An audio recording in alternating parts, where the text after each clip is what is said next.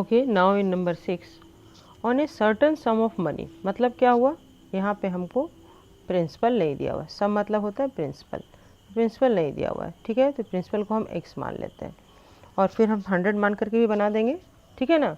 तो sum of money, the difference between the compound interest for a year payable half yearly, मतलब एक साल के लिए कंपाउंड इंटरेस्ट जो कि हाफ ईयरली पेएबल हो रहा है, and the simple interest for a year is ₹180, 180 है। तो find the sum lent out if the rate of interest in both the cases is this per annum, ठीक है। तो R इक्वल टू 10% है, rate of interest है, और compound interest और simple interest में डिफरेंस, कंपाउंड इंटरेस्ट हमेशा अधिक होता है ना, तो compound interest minus simple interest होगा, एक साल के लिए है, टाइम इक्वल टू 1 ईयर है, ठीक है। लेकिन compound interest half yearly payable हो रहा है, इसलिए यहाँ पे 2 बार होगा, और सिंपल इंटरेस्ट तो एक ही बार में निकल जाएगा। तो सिंपल इंटरेस्ट इक्वल टू होगा x into R into T/100, 2 साल के लिए हो रहा है ना, तो यहाँ पे T/100 हो जाएगा। तो ये नहीं, टाइम कितना है, 1 ईयर है, सॉरी, कंपाउंड इंटरेस्ट में 2 बार होगा, तो ये 0 0 हो गया, x/10 हो गया सिंपल इंटरेस्ट, ठीक है। अब कंपाउंड इंटरेस्ट फर्स्ट वाला निकालते हैं, तो ये कितना हो जाएगा, हाफ ईयरली पेबल हो रहा है, ठीक है ना। तो x इंटू 10 इंटू टाइम हो जाएगा 1/2, और ये 100 हो जाएगा। तो ये 2 5 जा 10 हो गया, और 5 2 जा 10 हो गया, 0 हो गया, मीन्स ये हो गया x/20, ठीक है। अब x/20 ऐड हो जाएगा, अमाउंट 1 आफ्टर 6 मंथ, तो x था मेरा प्रिंसिपल, उसमें x/20 ऐड हुआ, इंटरेस्ट, तो 20 एलसीएम, 20x + 1 21x हो गया, और ये मेरा नेक्स्ट ईयर के लिए प्रिंसिपल हो गया, ठीक है ना। ये P1 था x, तो P नेक्स्ट ईयर नहीं, नेक्स्ट 6 मंथ के लिए प्रिंसिपल हो गया। तो सेकेंड वन कंपाउंड इंटरेस्ट क्या हो गया, सेकेंड वन कंपाउंड इंटरेस्ट हो गया 21x इंटू 10 इंटू 1/2, और इसका बाई 2 और फॉर्मूला का बाई 100, तो ये 0 कैंसिल हुआ, और ये हो गया 21x/2 2 जा 4, 400, ये हो गया कंपाउंड इंटरेस्ट। तो दोनों कंपाउंड इंटरेस्ट मिलके क्या हो गया, total compound interest equal to, total compound interest equal to हो गया x/20 plus 21x/400 equal to, अगर हम 400 एलसीएम ले लें तो कितना हो जाएगा, ये 20 से 20 बार में ये जा रहा है, 20 और 20x हो जाएगा, और प्लस 21x हो जाएगा, ठीक है ना। तो ये कंपाउंड इंटरेस्ट, दोनों कंपाउंड इंटरेस्ट मिला के हमको ये ऐड करना है और ये ऐड करना है, ठीक है। पूरा एक साल का इंटरेस्ट ये हुआ मेरा, तो ये हो जा रहा है 41x/400। किंतु क्वेश्चन में क्या दिया हुआ है, बाय द प्रॉब्लम क्या हो रहा है, इस दोनों का डिफरेंस, ये कंपाउंड इंटरेस्ट और ये सिंपल इंटरेस्ट का difference, means 41x/400 minus x/10 equal to 180, देखो दिया हुआ है, ठीक है ना, ये 180 रुपीज़ दिया हुआ है। तो अब फिर एलसीएम क्या ले सकते हैं, 400 एलसीएम लेंगे, तो ये तो 41x ही होगा, और ये 10 से कितने बार में जाएगा, 40 टाइम में, तो ये हो जाएगा 40x इक्वल टू 180। तो यहाँ से निकल के आ रहा है मेरा x/400 इक्वल टू 180, और x इक्वल टू क्या निकल के आएगा, 180 इंटू 400, तो 30 तो पहले से हो गया, ये तीनों 0 और 4 से इंटू कर लेंगे, तो 8 4 जा 32, 2 3 इन हैंड, 4 1 जा 4 5 6 7, तो ₹72,000 मेरा आ रहा है x का वैल्यू, ठीक है। ये हो गया मेरा आंसर। और अगर यही x मान के बनाए, 100 मान के बनाए, तो क्या हो जाएगा, ये प्रिंसिपल अगर x नहीं मान के 100 माने तो सिंपल इंटरेस्ट क्या हो जाएगा, तो सिंपल इंटरेस्ट हो जाएगा मेरा 100 into 10 into 1/100 cancel equal to ₹10, simple interest 10 रुपया हुआ मेरा। और कंपाउंड इंटरेस्ट पहला वाला क्या हो जाएगा, ये हो जाएगा 100 इंटू 10 इंटू 1/2 हो जाएगा ना, इस आफ्टर 6 मंथ कंपाउंडेड है, ये हो जाएगा 5 रुपीज़, ₹5 हो गया। तो मेरा नेक्स्ट ईयर का प्रिंसिपल क्या हो जाएगा, अमाउंट 1 हो जाएगा 105 रुपीज़, 100 + 5, और यही हो जाएगा प्रिंसिपल फॉर नेक्स्ट 6 मंथ। तो कंपाउंड इंटरेस्ट सेकंड वाला जो होगा नेक्स्ट 6 मंथ के लिए इंटू 10 इंटू 1/2 और इंटू 100।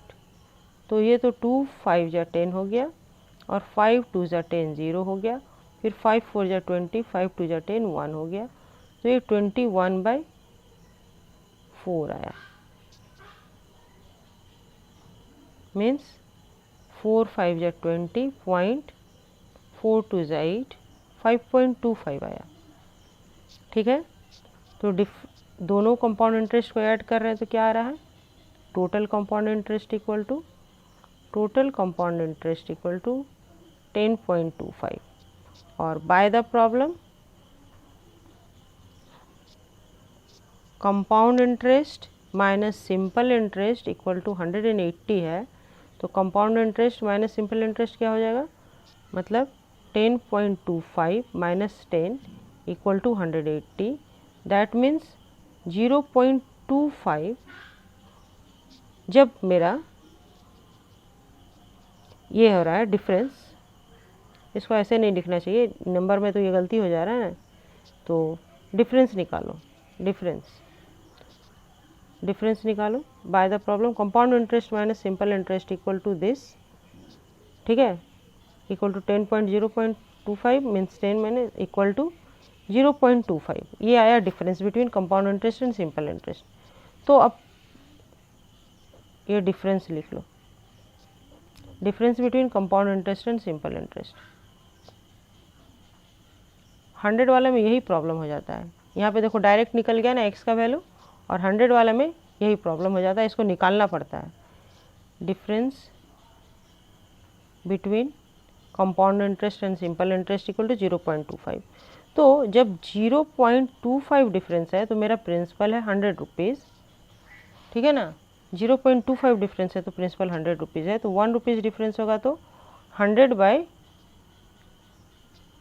0.25 होगा, और जब 180 डिफरेंस होगा तो कितना हो जाएगा, ये हो जाएगा 100 इंटू 180 बाय 0.25, यही होगा। तो यहाँ पर डेसिमल हटेगा, डबल जीरो बैठेगा, 25 4 जा 100 होगा, और 4 से इसको इंटू करेंगे तो क्या हो जाएगा, ये 4 0 0 0 0 3 0, फिर 8 4 जा 32 2 3 9 4 1 जा 4 5 6 7, ये हो जाएगा आंसर। ठीक है, आ गया 100 वाले मेथड से भी वही।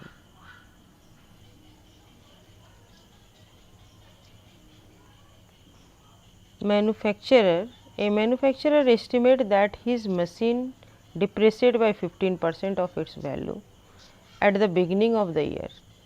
Find the original value cost of the machine if it depreciate by this much during the second year. मतलब पहला साल में उसका 15% दाम कम गया है। ठीक है, find the original value, original दाम बताओ जबकि वो नेक्स्ट ईयर में उसका डिप्रिसिएशन, मतलब ये भी 15% ऑफ दैट अमाउंट है ना। तो पहले मान लेते हैं, let the cost of the machine, original cost है, let the original cost of the machine equal to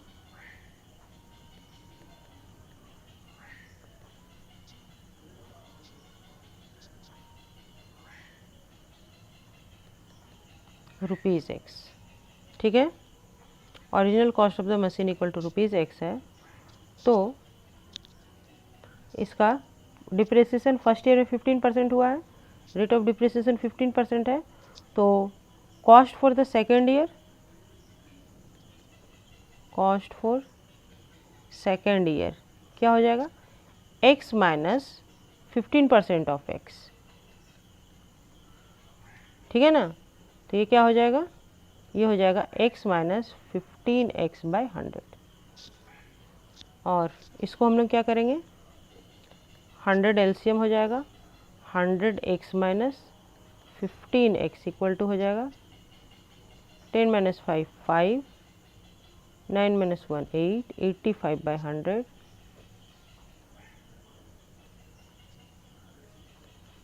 तो ये हो जाएगा 17x/20। ये हो गया सेकेंड ईयर का उसका कॉस्ट। और फिर यहाँ पर नेक्स्ट ईयर उसका डिप्रेसिएशन हो रहा है, ठीक है ना। तो नेक्स्ट ईयर जो डिप्रेसिएशन हो रहा है इसका 15% जो हो रहा है वो ये है, ठीक है। तो फिर बाय द प्रॉब्लम क्या हो रहा है, 17x/20 इंटू 15% इक्वल टू 5355। इसका 15% इक्वल टू इतना हो रहा है। तो अब यहाँ से x का वैल्यू निकाल लेते हैं। यहाँ से x इक्वल टू क्या हो जाएगा, 5355 इंटू 100 इंटू 20 बाय 15 इंटू 17। तो 15 से कितना बार में, 5 3 जा 5 4 जा, और 3 से क्या आ जाएगा, 5 5 10 15 16 17 18, 3 से जाएगा ये। तो 3 1 जा 3 4 5 2 एंड 3 23, 3 7 जा 21, 2 एंड 5 25, 3 7 जा 21, नहीं ये तो 21 नहीं, यहाँ तो 5 है, 3 8 जा 24 चला जाएगा, 3 8 जा 24 एंड 3 3 जा 3 5 जा 15 हो गया। अब ये क्या 17 से जाएगा, देखो 17 से ये 17 से चला जाएगा, 17 1 जा 17 0 एंड 17 5 जा 85 हो गया। नीचे सारा चला गया, ऊपर से सिर्फ इंटू करना है। तो 5 4 जा 20 0 2 इन हैंड 4 0 0 2 एंड 4 1 जा 4। तो ये आ गया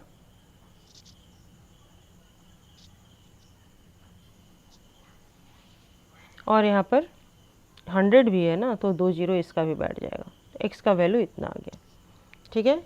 यही हो गया मेरा answer, cost of the machine. अब अगर इसको 100 मान के बनाएंगे तो भी हो जाएगा। 100 मान के बनाएंगे तो कैसे हो जाएगा, अगर ये कॉस्ट 100 है तो इसका कॉस्ट कितना हो जाएगा,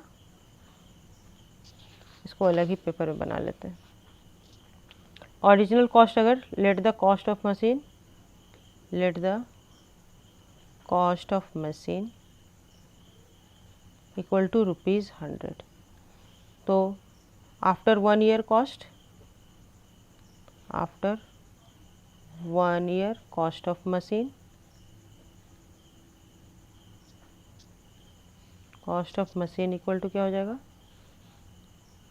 100 माइनस कितना परसेंट है, 15%, 15% ऑफ 100, यही ना। तो 100 100 कैंसिल हो गया, तो ये हो गया 100 माइनस 15 इक्वल टू हो गया 85 रुपीज़। 1 साल के बाद मशीन का कॉस्ट 85 रुपीज़ हो गया। अब नेक्स्ट ईयर और cost of machine after 2 year equal to कितना हो जाएगा, 85 का कॉस्ट ऑफ मशीन नहीं, डिप्रिसिएशन ऑफ मशीन, 85 का 15%,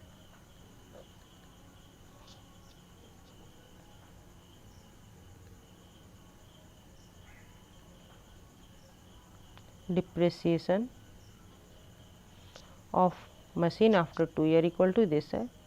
तो ये 5 3 जा 15, 5 2 जा 10 एंड 0, 5 4 जा 20, 5 1 जा 5, 5 7 जा 35, तो 7 3 जा 21 1 2 इन हैंड, 3 1 जा 3 एंड 2 51/4 इक्वल टू 4 1 जा 4 11, 4 2 जा 8 9 10 11 30, 4 7 जा 28 19 20, 4 5 जा 20, तो 12.75 हो रहा है। लेकिन यहाँ पर मेरा ये हो रहा है, तो जब 12 रुपीज़ 75% डिप्रेसिएशन है तो कॉस्ट है 100 रुपीज़, ठीक है। फिर उसी यूनिटरी मेथड में आएंगे, एक्स 100 वाले में तो यूनिटरी मेथड एक एक्स्ट्रा स्टेप करना ही पड़ता है, इसलिए बोलते हैं प्राय एक्स मेथड से क्या करो। एक्स मेथड में देखो डायरेक्ट एक्स का वैल्यू निकल के आ जाता है ना। तो 1 अगर डिप्रेसिएशन है, इतना डिप्रेसिएशन है तो 1, ₹1 डिप्रिसिएशन है तो 100/12.75 होगा। और अगर 5355 डिप्रिसिएशन है तो क्या हो जाएगा, 100 × 5355/12.75 एंड 12.75 से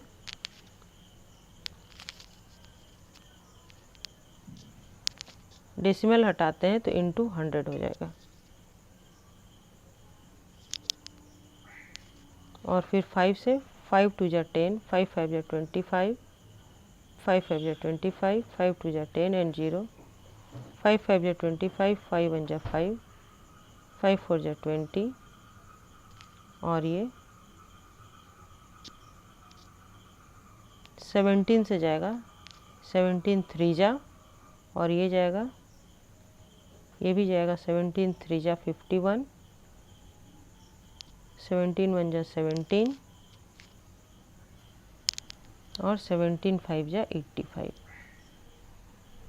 अब ये 3 से चला जाएगा, 3 1 जा 3 0, 3 5 जा 15 तो 105 × 4 फिर आ गया, 5 4 जा 20 0 और यहाँ पे 100 भी है देख लो, और 4 0 0 2 और 4 1 जा 4 और 100 है तो 2 0 बैठ गया, तो ये आ गया आंसर। ठीक है, समझ में आ गया? ओके, तो अब हम लोग करते हैं 8 नंबर। 8 नंबर में क्या है, a man invest rupees this much at 14% per annum compound interest for 2 year. तो कैलकुलेट करने बोला जा रहा है the interest for the first year. A man invest rupees this at 14%, तो P है मेरा 5600, रेट है मेरा 14%, per annum compound interest for 2 year, time है 2 ईयर। ठीक है, the interest for the first year, तो फर्स्ट ईयर के लिए इंटरेस्ट क्या हो जाएगा, इंटरेस्ट 1 इक्वल टू हो जाएगा 5600 × 14 × 1/100, 2 0 कैंसिल इक्वल टू 14 6 जा तो 14 6 जा 84, 4 8 इन हैंड एंड 14 5 जा 70, 70 + 8 78। ठीक है, तो 784 हो गया मेरा answer for the first year interest. पहला का आंसर हो गया। दूसरा क्या क्वेश्चन है, the amount at the end of the first year. अच्छा, A1 निकालना है इसका मतलब, है ना। तो 5600 + 784, यही हो गया अमाउंट आफ्टर 1 ईयर। तो 0 + 4 4, 0 + 8 8 और 6 + 7 13 3, 1 इन हैंड, 5 and 1 6, तो ₹6384 हो गया अमाउंट आफ्टर 1 ईयर, और ये प्रिंसिपल हो जाएगा फॉर द नेक्स्ट ईयर।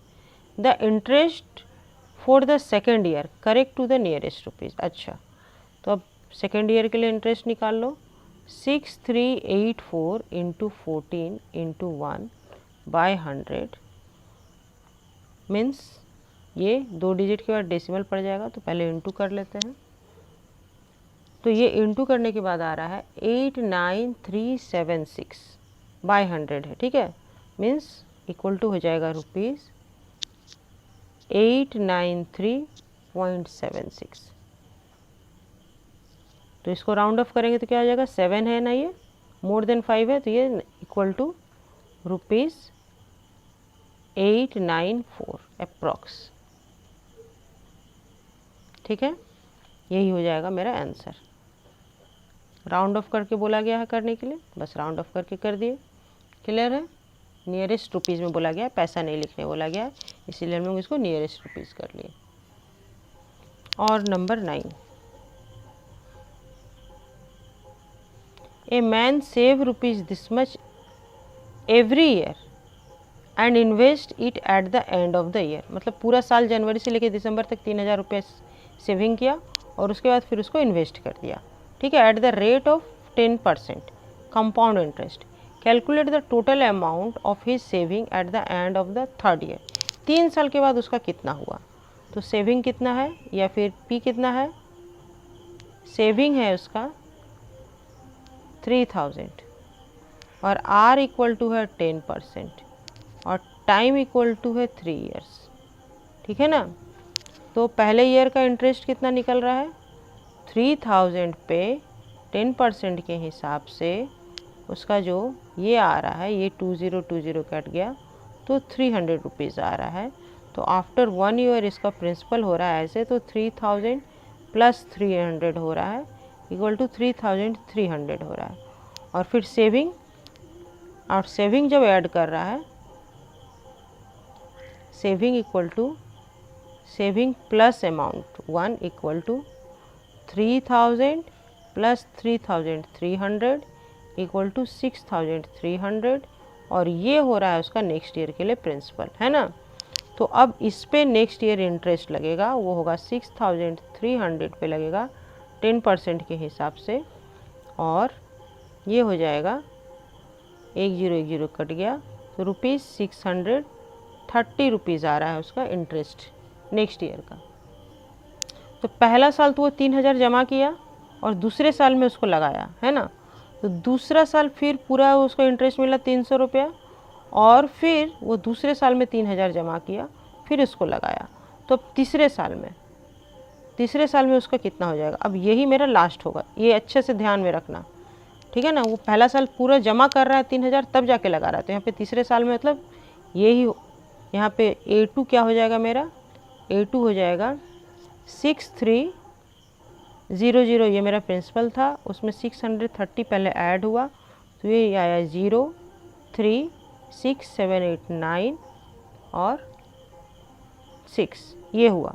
और फिर सेविंग प्लस अमाउंट 2, और क्या निकालने बोला जा रहा था, calculate the total amount of his saving at the end of third year, total saving at the end of,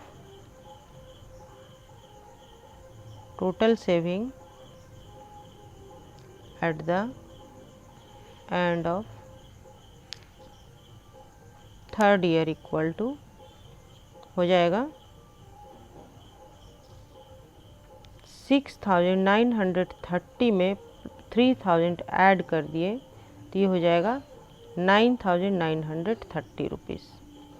okay, यही हो गया मेरा आंसर, ठीक है। 9 नंबर हो गया। अब हम लोग 10 नंबर भी कर लेते हैं, बस ये एक्सरसाइज भी ख़त्म हो जाएगा, ठीक है ना। तो क्या है 10 नंबर में, 10 नंबर भी बहुत ही इजी है। क्या है, a man borrow rupees this much at 5% per annum compound. तो P है 10,000 और R है 5%। ही रिपे 35% ऑफ द सम, और उसका जो सम मतलब इसका 35% eight the end of the first year, पहले साल के अंत में 35% रिपे कर दे रहा है, and 42% of the sum borrowed at the end of second year, और सेकेंड ईयर के एंड में जितना ये लिया था उसका 42% रिटर्न कर दे रहा है। How much must he pay at the end of third year in order to clear the डेब्ट, पूरा क्लियर करने के लिए उसको थर्ड ईयर के एंड में कितना करेगा। तो पहले इंटरेस्ट 1 निकाल लेते हैं। I1 इक्वल टू हो जाएगा 10,000 इंटू 5 इंटू 1/100, 2020 कैंसिल हो गया तो 5 1 जा 5 और 20 हो गया, ठीक है ना। तो इसको पहले ऐड कर लेते हैं। अमाउंट 1 हो जाता है मेरा 10,500, और इसमें से माइनस कितना हो रहा है, इसमें से माइनस हो रहा है repay. Repay equal to 35% of 10,000, ठीक है ना। तो ये हो जाएगा 35 इंटू 10,000 बाय 100, तो 20 कैंसिल हो गया तो इक्वल टू हो गया 3,500। That means principal 2 for the next year क्या हो जाएगा, 10,500 माइनस 3,500 इक्वल टू 000 और 10 माइनस 3 7,000, ठीक है ना। 7,000 नेक्स्ट ईयर के लिए प्रिंसिपल आया। तो अब नेक्स्ट ईयर के लिए इंटरेस्ट कितना आ रहा है, इंटरेस्ट आ रहा है 7,000 का फिर 5% हो जाएगा, तो फिर 20 कट गया तो 7 5 जा 35 और 10 350 रुपीज़ आ रहा है नेक्स्ट ईयर के लिए इंटरेस्ट। तो ये पहले इंटरेस्ट ऐड होगा, अमाउंट 2 कितना हो रहा है 7,350 और रिपे कितना हो रहा है? रिपे हो रहा है सेकेंड ईयर में 42% ऑफ 10,000। जितना लिया है उसका हो रहा है, ठीक है ना, हमेशा याद रखना, जो बोरो किया है उसका ले रहा है 42%। तो 2020 कैंसिल हो गया, तो ये हो गया 4200। तो फिर थर्ड ईयर के लिए कितना प्रिंसिपल रह गया? ये मेरा ये था, इसमें से इतना माइनस हो जाएगा, 7350 minus 4200 equal to 0, 5 minus 0 5, 3 minus 2 1 और 7 माइनस 4 3। तो ये आ गया 3150। तो अब इस 3150 पे जो third year eight the end of, देखो ये फर्स्ट ईयर हुआ था, यहाँ पे ये लिया एंड किया, ये फर्स्ट ईयर के एंड में इतना रिपे किया तो ये रह गया उसको, और इस पर फिर सेकेंड ईयर में इतना रिपे किया तो ये रह गया। और पूछ क्या रहा है, देखो how much must he pay at the end of third year, मतलब एक बार और निकालना है in order to clear the डेप्ट। तो एक बार और निकाल लेते हैं हम लोग, क्या करना होगा, एक बार और I3 निकाल लेते हैं। I3 इक्वल टू हो जाएगा 3150 इंटू 5 इंटू 1 बाई 100, 1010 कैंसिल, 5 से 5 2 जा 10, 2 से किए 2 1 जा 2, 2 5 जा 10, 2 7 जा 14, 1 रह गया तो 1 0 हो गया, तो 2 5 जा 10 हो गया, इतना रुपया रह गया। फिर अमाउंट 3 कितना हो जाएगा, 3150 प्लस 157.50 इक्वल टू हो जाएगा 05.7, 5 5 10 0, 1 इन हैंड, 1 1 2 एंड 1 3 और ये 3। देयरफॉर ₹3307.50 ये उसको देना है eight the end of 3 year, पूरा क्लियर करने के लिए उसका जो भी उसका उधार था। ठीक है ना, हो गया, इंटरेस्टिंग था। तो ये बहुत ही इम्पॉर्टेंट है कि देखना कि क्या क्वेश्चन पूछ रहा है, कब पूछ रहा है, time at the end of third year. देखो at the end of the third year, ये है इम्पॉर्टेंट पॉइंट यहाँ। तो पहला ईयर के एंड में हो गया, इतना करने पे इतना, दूसरे साल के एंड में ये हो गया, मतलब हमको एक और साल का निकालना है। ओके, यहाँ पे भी उसी तरह eight the end of third year, लेकिन यहाँ पे एक साल वो जमा कर रहा है 3000। देखो यहाँ पे मेरा दूसरा वाला ही है, A2 ही हम लिखे हैं। क्यों लिखे हैं, एक साल वो 3000 जमा किया है, फिर नेक्स्ट ईयर उसको लगाया है, लगाने के बाद उसको 2 साल के अंत में उसका पैसा इतना हो रहा है। 2 साल के अंत में पहला साल का 3000, दूसरा साल का 3300, और पहला साल का वो इंटरेस्ट के साथ 3300 का हो, और दूसरे साल का 3000, 6300 हुआ। फिर इसको लगाया दूसरे साल में, तीसरे साल में लगा के तीसरे साल के अंत में इतना उसका इंटरेस्ट से आया, और 3000 जो जमा किया था वो ऐड हुआ इसमें, तो इतना रहा उसके पास at the end of the third year. समझ में आया? देखो दोनों में थर्ड ईयर पूछ रहा है, लेकिन यहाँ पे मेरा A2 ही है और यहाँ पे मेरा A3 है। ये क्यों है, समझ में आया? क्योंकि यहाँ एक साल वो 3000 रुपये जमा कर रहा है, उसके सेकेंड ईयर वो लगा रहा है इसको। ओके, इसमें ध्यान से देखना, इसमें कुछ कन्फ्यूजन मत करना।